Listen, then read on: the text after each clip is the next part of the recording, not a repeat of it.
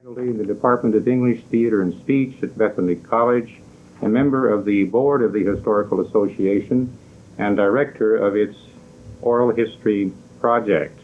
Today, October 13th, 1985, we are visiting with Mrs. Alvida Blomberg Larson, who resides at 101 North 1st Street in Lindsborg.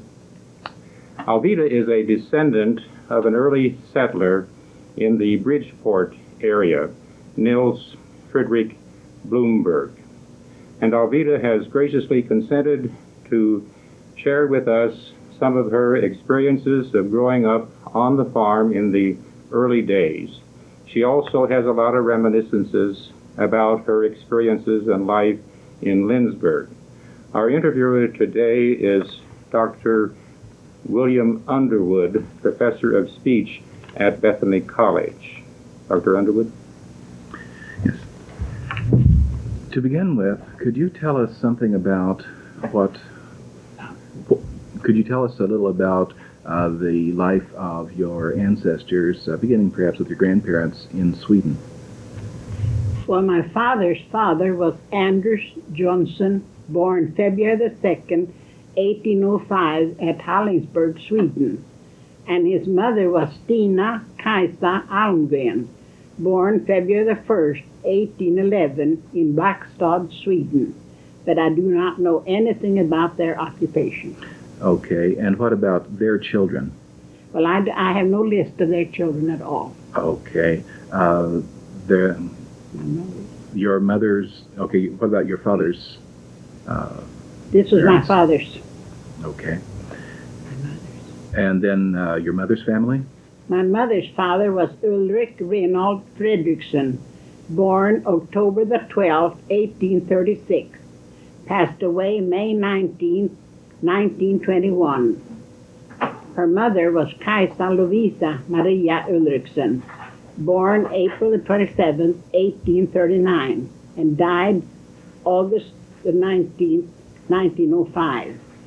My mother's father was a cabinet maker, shoemaker, and farmer. Okay. And my mother, Clara Mathilda Ulrickson, was born January 25th, 1863, i Vårdslunda, Hycklingesocken, Sweden. Okay. Now, she came to America? She came to America. In the Lindsborg area. When was that? My father, when they were married. Mm-hmm. Okay.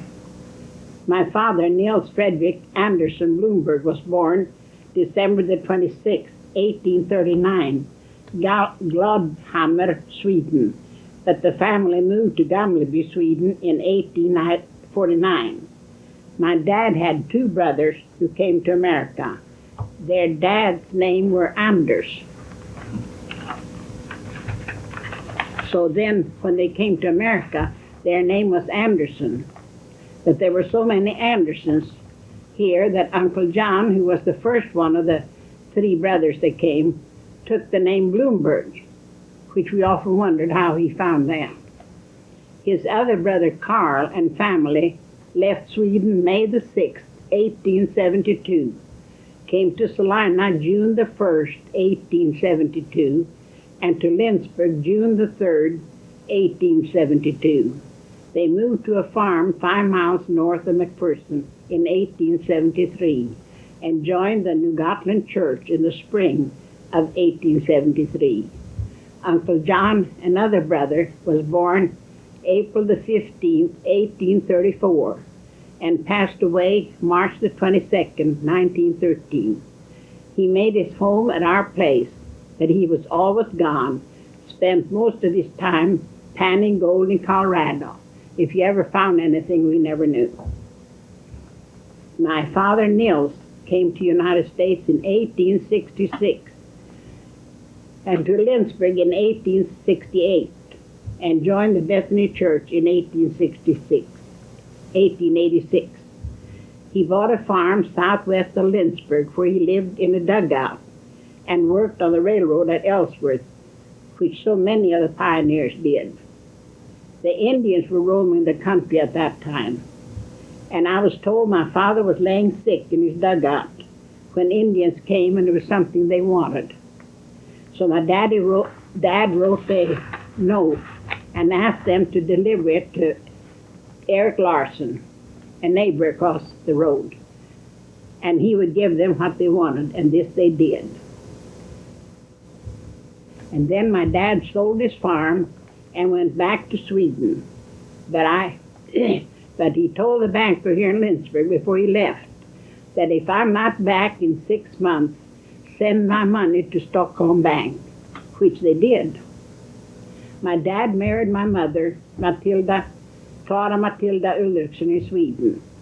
And when they returned to Lindsborg, his money had been sent to Sweden, and the man who had bought his farm had such a high price on it that my father could not buy it back.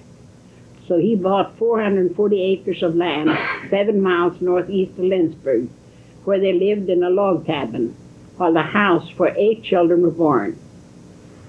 Now, this is the picture of the log cabin here? That's a picture of the log cabin that they lived in. Mm-hmm. And it's a grass roof on it. And whenever we found a thistle, we'd throw that on there. Mm-hmm. And as they built their home, then it was turned into a wash house. Mm-hmm. And there were 3 rooms in it: kitchen, a dining room, and a bedroom below. And then Do you remember, we have just the outside of the house. Do you remember where the rooms were located? well, the kitchen was in the brick. Mm-hmm. And then the middle room was here. It had a window there, and then there's a window on the west in the building. And there we kept cobs for kindling. Mm-hmm. And then we used this for a wash house. Mm-hmm. And my dad always had one of the hired men stay and pull the washing machine for us, because we didn't have electricity in those days. Mm-hmm. So I think the hired men sometimes complained about sitting in there pulling. They'd rather be out in the field working. So that's what and here's a picture of our family. Can you identify the people in this picture for us, please? Here's my oldest brother, Anton. He was a farmer. And Amanda, she married Oscar Espy, and he too was a farmer. Mm-hmm. And here's my brother Werner. He too was a farmer. My father died in 1907, and then Werner took over the place and did the farming. And here's my brother Alvin. That he went to college. He finished college. He also took music lessons from Professor Wallen. Mm-hmm. And I remember when we were getting ready to go to Ulutta one morning, he went and got the milk bucket, and he was going to milk. And Mama said, "You don't need to milk before you go," because the first thing he did in the morning when he got up was to milk.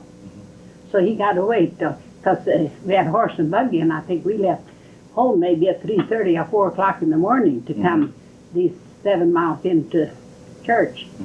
And then as he grew up, he was mail carrier in Lindsborg. I wonder if him and Jim Kilfall were not the first mail carriers in Lindsborg. And they had 2 routes. They carried mail in the forenoon and in the afternoon. What year would that be, approximately? That must have been in 1914. And then after he quit the mail car here, he moved to Kansas City, and he was a mail clerk on a train from Kansas City to Trinidad, Colorado, until he retired. And whenever he had a vacation in the summer, he went to Colorado for the vacations until we told him there are other places that you can go on vacation in Colorado, but he loved Colorado. So when he retired in 1956, he retired in Colorado and lived until he passed away, February the 2nd, 1962. And then here I am. I stayed at home and helped Mother. I didn't go to high school. And then when we moved into town in 1913, I suppose Mother felt sorry for me and thought I should have some education.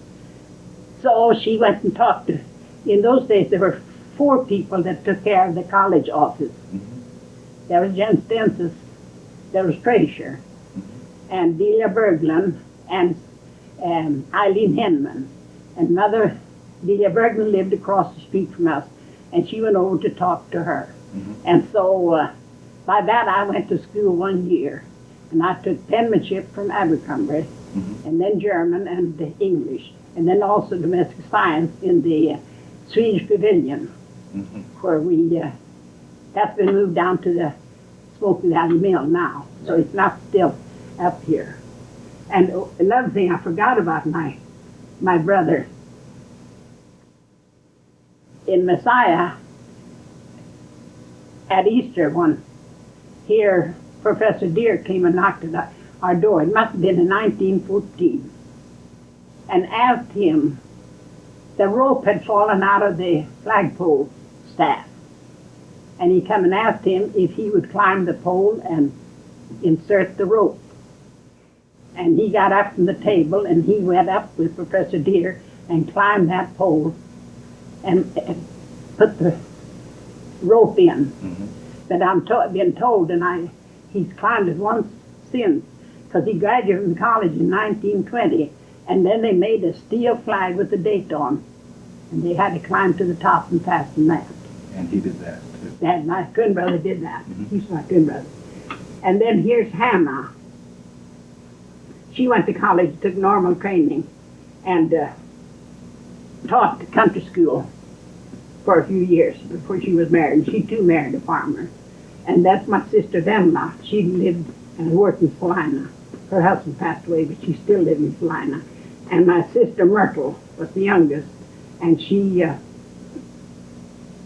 lives in Butler, Missouri. And she too married. She married a manual training teacher at Russell, and then she's there. And then my mother. Now, what year would this picture have been taken? It was taken in about 1910. 1910. Okay.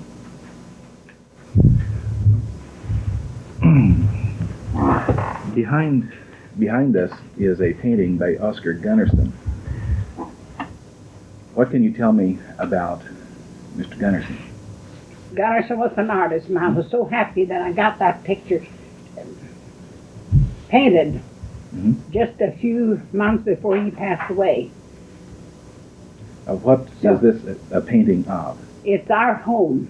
After my parents moved to the log cabin in 1886, while they were building this home. And then they moved in there, and there's where us 8 children were born. And there are many memories from that house. Okay.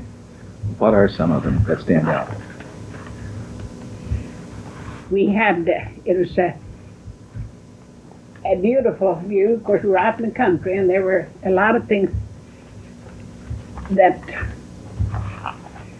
we had.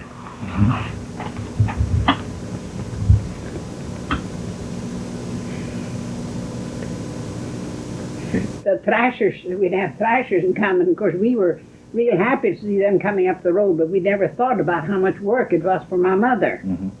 But, and then one time when they were thrashing, my mother was serving dinner, and she was serving dinner, and at last she said, "I'm running out of food." And then they looked into it, and in those days there were a lot of hobos walking across the country. And they had just politely come in and sat down at the table, and Mother fed them too. So that's what she read out of that. How many people would be in one of the threshing crews? How many men? Oh, I imagine it'd be about 20, because you see the wheat was cut with a binder and put in a stack, in a cone-shaped stack, and 2 men had to be out there throwing bundles into hay racks, and then they had to be at the thrashing crew throwing in, and then the others had to haul the wheat. So there was 15 or 20 in the thrashing crew. And your mother had to feed all those people? Yes.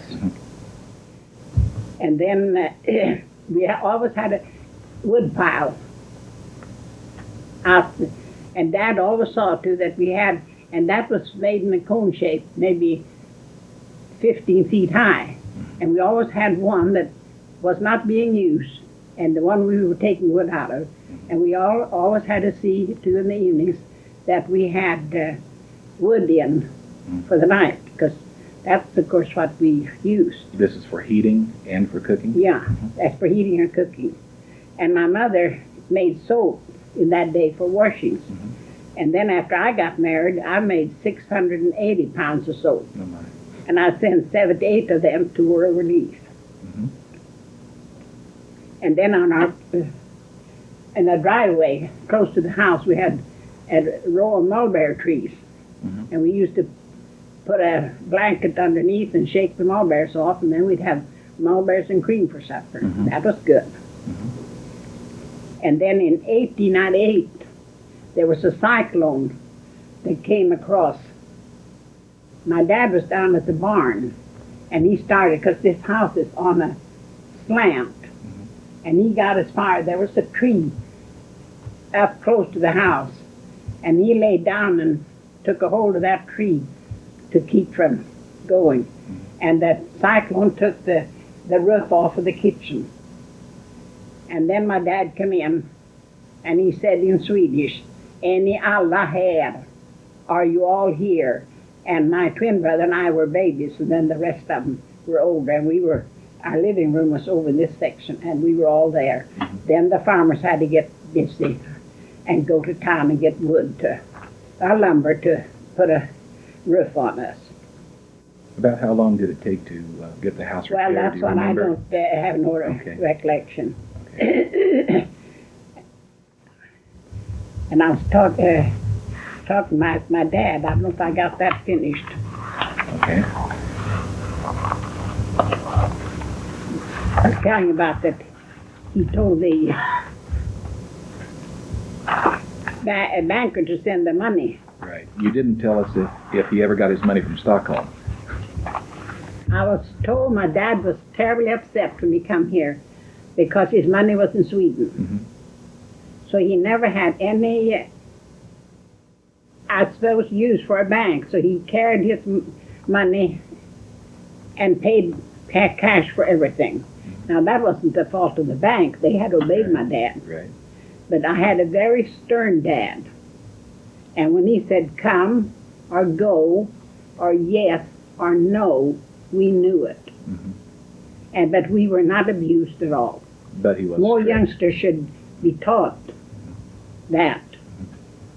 And my father was born December the 26th, 1839, and was never ill until he came home from town on February the 25th, on a Monday. And I guess he had a heart attack, so Dr. Berquist was called out to the country. And then on Tuesday morning, we were going to go to school, and we went in and asked Mother what we should do, and he said, "You go in and ask Papa." So we went in and asked Papa, and he looked at us, and he said, "You go to school all other days. Why don't you stay home today?" And we did. That evening at 6 o'clock, my father passed away. And then the funeral service were held at our home out in the country at 2 o'clock on March the 3rd, 1907, and at Bethany Church at 3 p.m. And horses were used to pull the hearse. Okay. Tell me a little more about what it was like growing up in this Well, house. we didn't feel like we had any hardships or anything. It was things, we were so used to everything like that and everything. We went to country school, and that was Pee Wee District 99. How far was that from your home? It was maybe a mile and a half. And did we you walked. walk? Okay. And there was one teacher, and we probably were 20 in all grades, all 8th grades, All in one room? in one room. And the stove that we had firewood in to keep us warm, and we all brought our lunches. And I remember one time it was a big snowstorm, and my brother came and got us, and we and the horses and all got lost. Pretty soon the horses ended up by a wire fence. And so my brother that was driving got stationed and knew where we were. So we got home that day too. Was that something that was a source of concern when you were a small child about the weather, Well, cyclones and blinding snowstorms? I those kinds guess of things? maybe it was more or less, and things happen. And another thing that I remember about, they always say that dogs go home to die. We had an awful nice dog, Nero, and he disappeared. He was old, and he disappeared. And then the boys found him over in the neighbor's pasture. Okay. What kind of travel did you have when it was too far to walk? Well, it was a buggy. Okay. The way we were, you know, brother, sister, and then the brother would drive and the sister go. We had Luther League out in the country, and then they would go, and that's the way we traveled buggy. And then we had, when we were more of us, we had a spring wagon, they called. That could be two-seated, and horses. And then later on, we had a surrey, I guess they call it. It was a wagon that had side curtains on, but of course we were so many that Papa put a extra seat between on one side, between the front and the back seat for the extra passenger. So that's what. Okay. And then we had socials in our school in the evenings. Once a year, I think they had a social, the box social, or pie social, both of them, and that was a big event. And then during the years when we were there, the mission friends, Carl Beckstrom's dad, would come out once a month, and we had church service in the schoolhouse, which we all enjoyed. And then oftentimes when that was over, then some family would come to our house for supper, and the next time maybe we would go to their house for supper, and we all enjoyed that. It was a get-together that we had. How many people would be at the church services? Well, we would, I imagine it'd be about 35, because it'd be young and old. Because I know you don't remember Lars Beckman. He was an old pioneer, and he lived a mile east of us, and he was a stonemason, and they said, and he had horse and buggy, but he walked, and he would, I guess, walk to Lindsborg and walk and do mason work. Said he wore out shoes walking that distance. And never will forget the beautiful prayers that he gave at that schoolhouse. There's a lot of things I can remember from it. Okay. You mentioned your husband, Oscar Larson, and I understand he used to work at the brick kiln? Yes, he worked at the brickyard. And what did he do there exactly? Well, he helped make bricks. They formed the bricks, and then they put them in the kiln. And this kiln our brickyard was about 2 miles west of Lindsborg. He walked the railroad out when he worked there. Oscar was born at Stockholm. People thought he was born in Sweden, but it was Stockholm, Kansas. Oh. And then he moved he was born, and then his folks moved to Allegan, Michigan, where his mother died when his last sister was born. And then he had his grandma and 2 aunts lived up at Branford, Kansas. It's close to Clifton. So then 2 aunts came up to Allegan and took 4 of the youngest children home to Kansas and left Oscar at Allegan with his dad. And he had 2 brothers older than him. But Oscar was only 8 years old. And I guess his dad found out he couldn't keep him. So they wrote the address, I guess, on a piece of paper and put a string around his neck and put him on the train, and he came to Kansas. So he lived up there at Branford with his grandma and his aunt. And then one of the aunts got married, and then she took the children and raised them because grandma passed away. And there's where Oscar lived. And grandpa lived in Michigan, but then he came down here and was in Lindsborg and owned a farm east of town. And in a small country church, like at Branford, they did not have confirmation very often. And he thought Oscar should, of course, Oscar was 17 years and he should be confirmed. So Grandpa had him come down here. And then my father had passed away and my brothers were taking care of the farm and they needed a hired hand, so they got Oscar to come down and help, and he did. But so I met him that way, and then in due time he went to Nebraska and around. Well, and then he came back here, and then's when he started to work in the mill. But he was injured when he was 4 years old. His oldest brother and him were cutting wood, and his brother, when the axe came down, it cut off through his hand, both 2 fingers. But they sewed them together so that he had no muscle to bend it down, but he had his fingers. And Dr. Howard said that was a wonderful doctor in those days that could sew, and what Oscar did. But then when he worked at the brick plant, he went to the Smoky Valley Mill and worked, because you had to pack the flour in flour sacks, 100 pounds, and he had to lift those with the 3 fingers. They had to sew them by hand the first time, so you had to learn how to sew with the left hand. And he got that and worked in the flour mill for 35 years. I understand he was in the First World War. Yes, also. he was in the First World War, but of course, being that he had those crippled fingers, he went in at a limited service. Okay. And he went to Junction City, up to Fort Riley in those days. So he went and he came home then in December. Okay. Who were some of the other people who worked at the mill during the time your husband There was a long list of. Who do you remember? Who stands out in your recollection? Well, Carl Axelson. Huh? I had it here.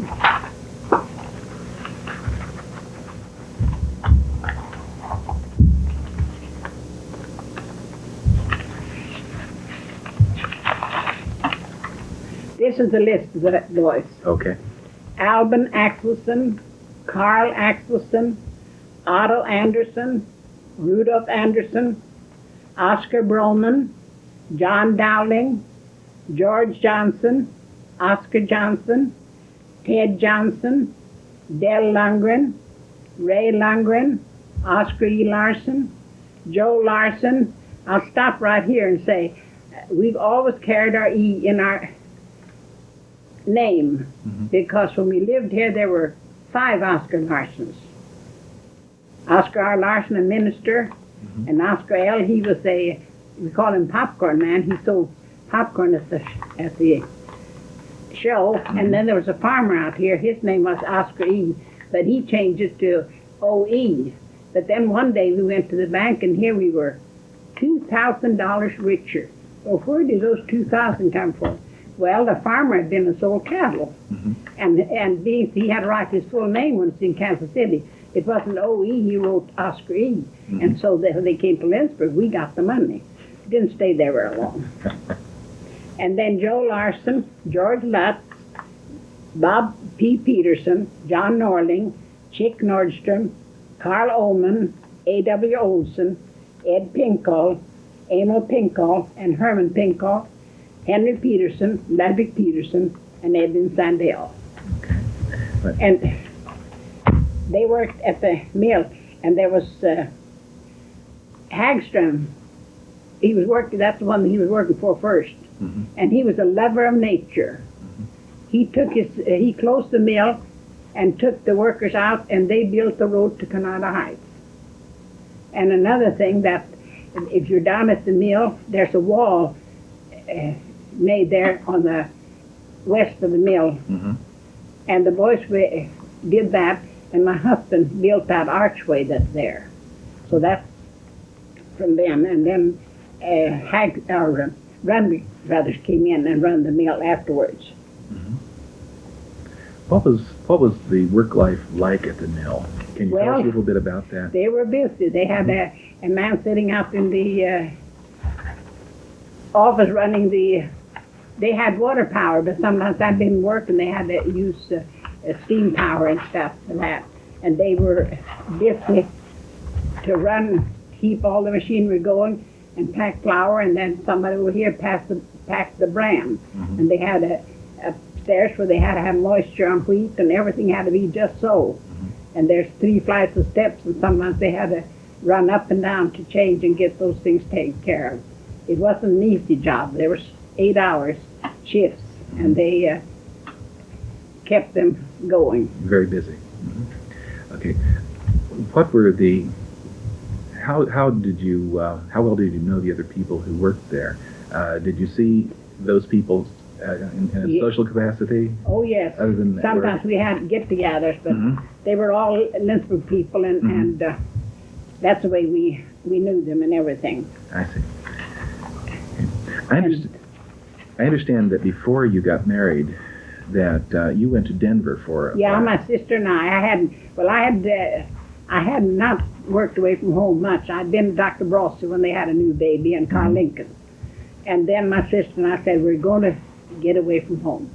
So we're going to go traveling. Mm-hmm. So we went to Denver, and there was a place where I imagine they called it a rest home because they had old people there. Mm-hmm. And working girls would go there, and people in Denver, I guess, knew that, and they would call in to get girls to come and work for them. So we came there with our suitcases standing below. It was a high porch, and a little old man sat up there, and he said, "Oh, this is a terrible place. They are so mean to you." And there we stood, and I might say girls from the country. Mm-hmm. We didn't know what to do, but we went in, and they were anything but good. That bad. They did everything for us, and there was no time at all till a family called in and wanted 2 girls, a maid girl and a cook. And that happened to be Octave Chanute. And the uncles were the Wright brothers that flew the first airplane. And so we went there, and I did the cooking, and my sister did the maid work. And they had a little girl, Elaine, about 4 years old, and this was during the war. It was 1918. Mm-hmm. And the mother, Mrs. Chanute, had a brother that was leaving from New York. Mm-hmm. And she wanted to go tell him goodbye. And it startled me all the time to think, I don't think we'd been there but 2 or 3 weeks when she left that little girl with us, perfect strangers, and went to New York and left that little girl. We took care of her. Mm-hmm. They were Christian Science, so she said, if Elaine don't feel good, well, she can call her grandmother. Of course, her husband was there, but he left for work in the morning, and we didn't see him till in the evening. Mm-hmm. So that was, could have done anything. Mm-hmm. And it seemed like every day when we had our afternoons off, it rained, so we didn't get many places. How long were you in Denver? We were just there for the summer. I guess we came in the spring because my sister taught school, and then we came back in September. Okay. This must have seemed like a very large place after. Oh, it was something different from what we'd had. Okay. What was life like? Can you give me a little bit of information about what life was like for 2 young women from the country in a large city? It was different. I mean, we had to learn things to do and everything, but like we said, we enjoyed this day. I think maybe it was a lesson for us. Mm-hmm. So we enjoyed getting back. Okay. You had some other information, I think, that you wanted to include about the mill. Well, they were busy. Sometimes I know the head miller walked out, and my husband had to take over. Mm-hmm. That was something else, because you have to know something about it to be able to run it. Mm-hmm. But he lived through it, and then when he lived, we worked at the other mill. It was in 1954. Mm-hmm.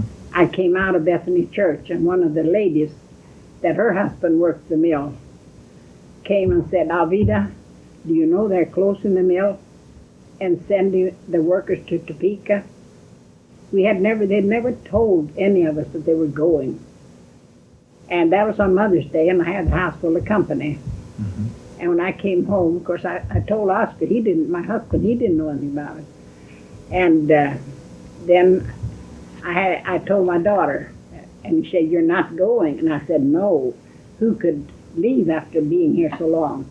But with Social Security and everything, I don't think we had a chance. There were about 37 of us that moved to Topeka. And first the boys went down, and we were going to have an apartment. But the mill put the boys in a hotel and an eating place, so they were taken care of. But my husband got tired of it and wondered if I couldn't come down and find an apartment. Mm-hmm. And then I had a friend of mine, Lucille Helberg, used to be Mrs. Brill. She wrote and told me, when you come down, let me know and I will take you around.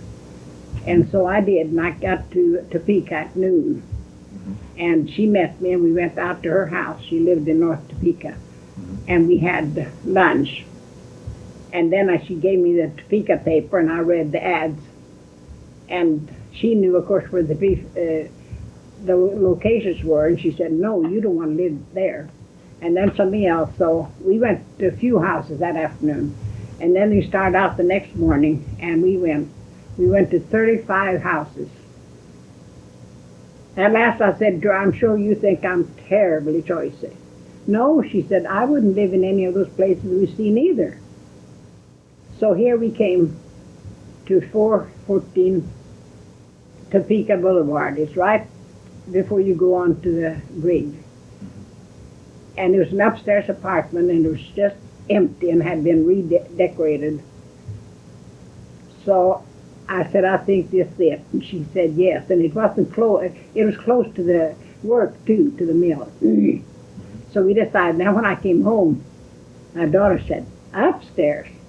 Well, I said, upstairs. I didn't know if that was on the 6th floor or in the basement. I said, as many places that we looked at, we just found. And we enjoyed, I enjoyed every minute. We stayed there until in 57. My husband became ill, emphysema.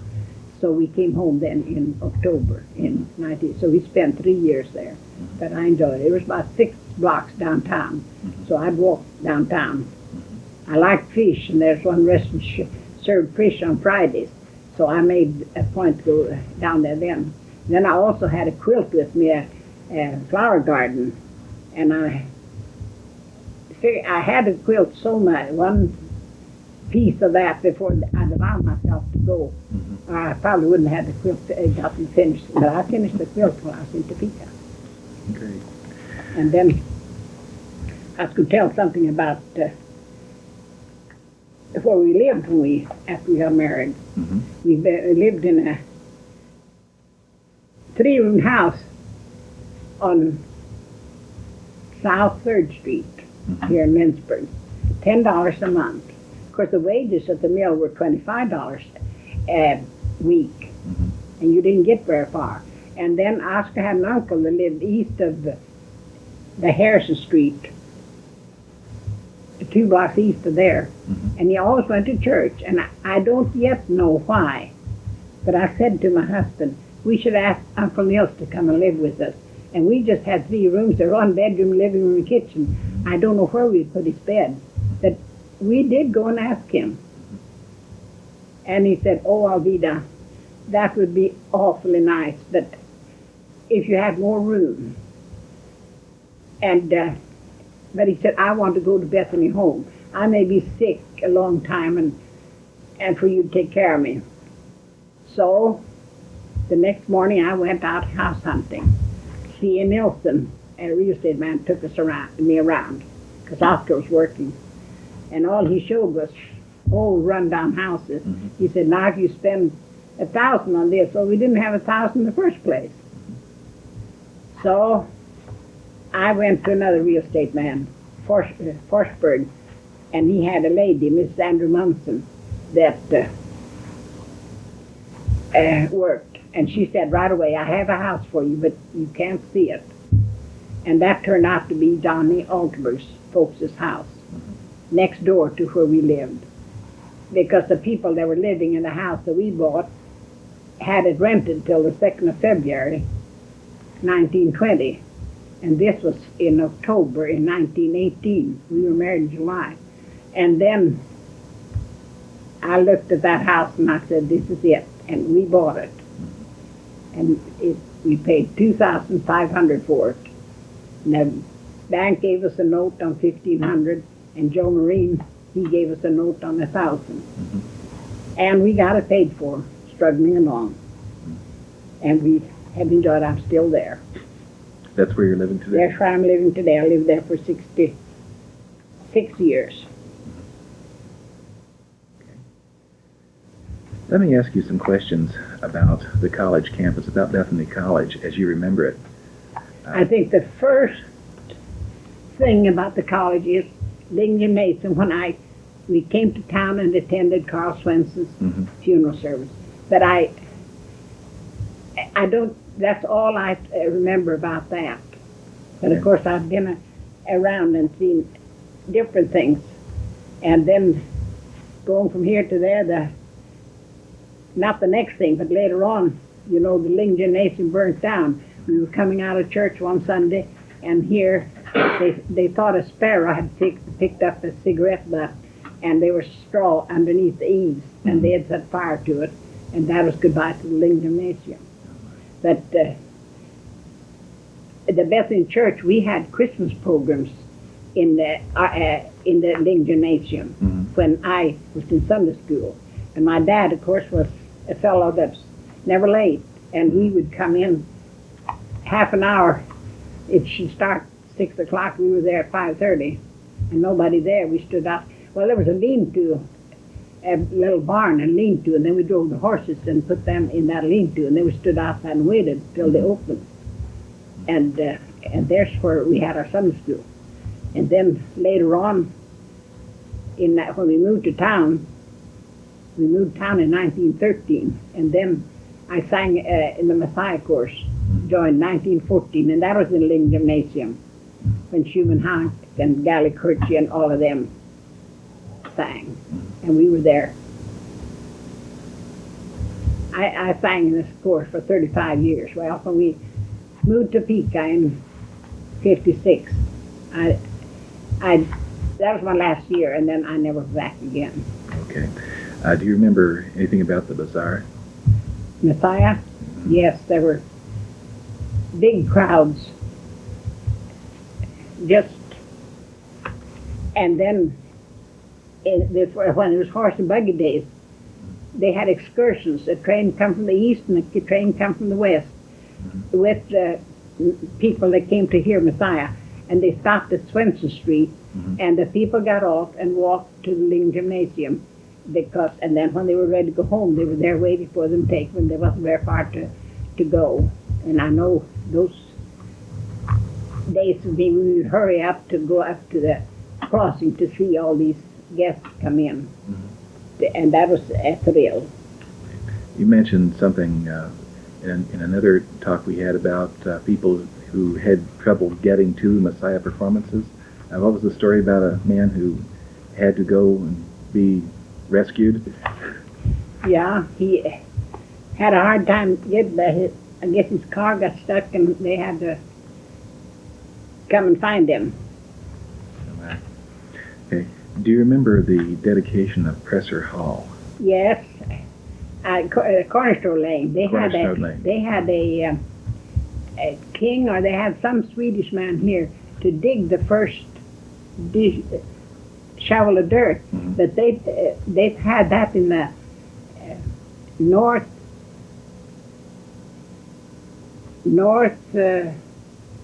corner, kind of in front of the library.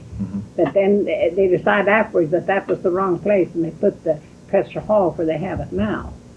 And I was there when they laid the cornerstone and everything. And Presser Hall was built from the Ling Gymnasium, which is a good thing, so we could be there. And then I sang in Presser Hall too, and I was there in 19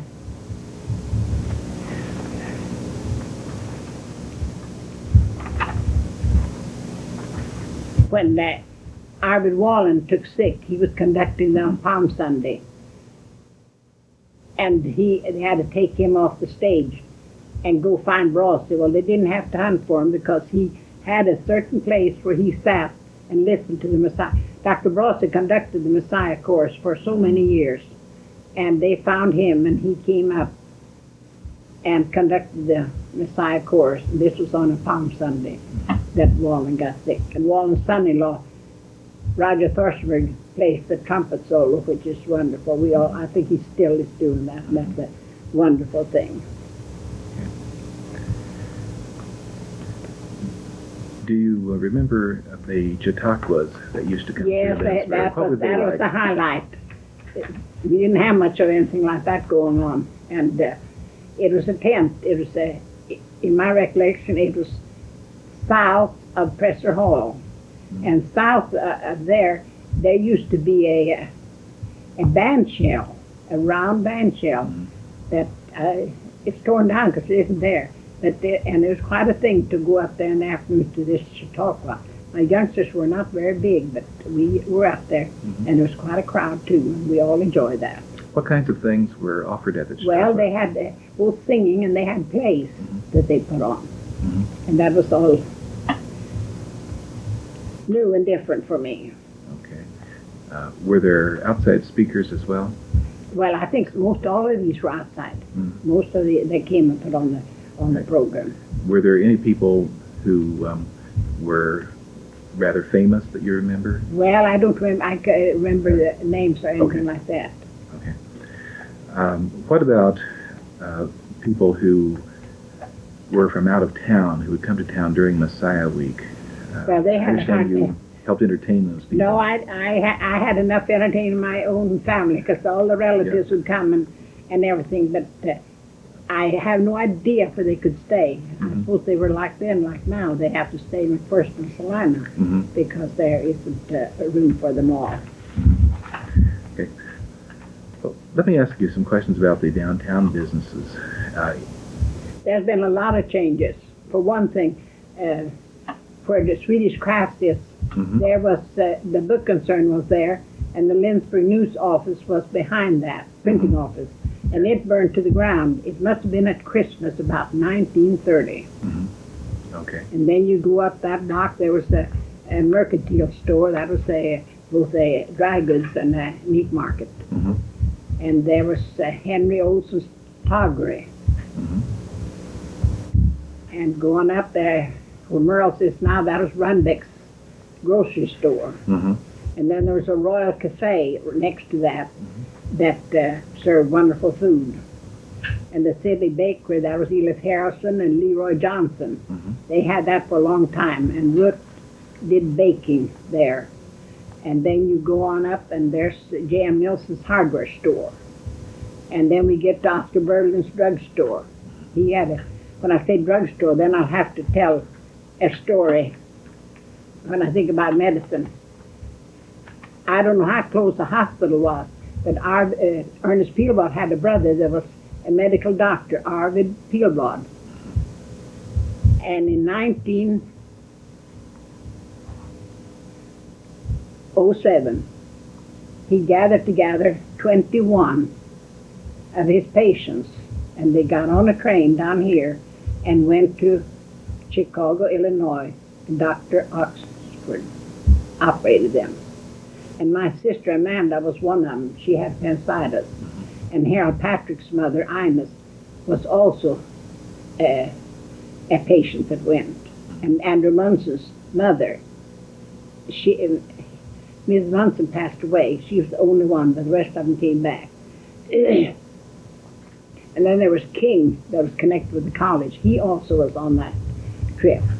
But what I was going to say, my sister was on it, and when my father took her down to we call it the flyer, the train, and when she got on, she looked at my dad, and nothing was said. And then she had her operation and got out of the hospital, had a friend that she was staying with, so she was up and around. And then it's when my father passed away. And they sent her a telegram, come home at once. And she said, don't ever send anybody telegram. But she said, I knew what had happened because she said, when I bid my dad goodbye, something told me, will I see you again? That she had to travel from Illinois home before she knew what had happened. So that's a lesson for us to remember. And then when she came home, then of course my dad passed away, and that was in 1970. We have to learn things. Yeah. Were there any other shops? Oh yeah, I was at Berglund's drugstore. He was there a long, long time. And then the commercial bank in the corner, it went broke. And then you go across the street, and there was D. Johnson's. That was a grocery and a department store. And then down the line, there was a hardware store down there. And then you go across the street, Albert Peterson had a livery barn there. And then coming up the street, the Levine boys had a grocery store and a department store too. But if you talked to the Levine boys, you got to talk to them before you knew them. They'd sold you everything they had in the store if you weren't careful. And then you come to the corner, and there's where the city office was. And the telephone office was upstairs above that until they moved it out. And I remember during the war, I worked with the Red Cross, and we were upstairs there. So I don't know if we were in the front room away from everything, but anyhow, I know there we did sewing because I still have the ironing board that we used for the Red Cross. And then we come across the street to J.O. Sundstrom's building. And Davis also was there for a while. He was he sold coffee, Davis Coffee Store. And then we get to Gustafson's drugstore. We had two drugstores. And then when we get there was an open-air theater, I think where the bank is now. Right in the open and everything. 10 cents for each admission. And then down the line, Arthur Johnson had a laundry. And then there was a small bakery down there. And let's not forget Grindal in the corner, a photographer. He was there many years, and he took pictures. And everything had to be just so. I know I have a picture at home that my family was on. And one of my sisters got so tired she had to lean her head against the next one because it took it so long to get everybody adjusted so they got to sit just where he should have. But he was a good photographer. And then we had an extra cafe there too. And then we had the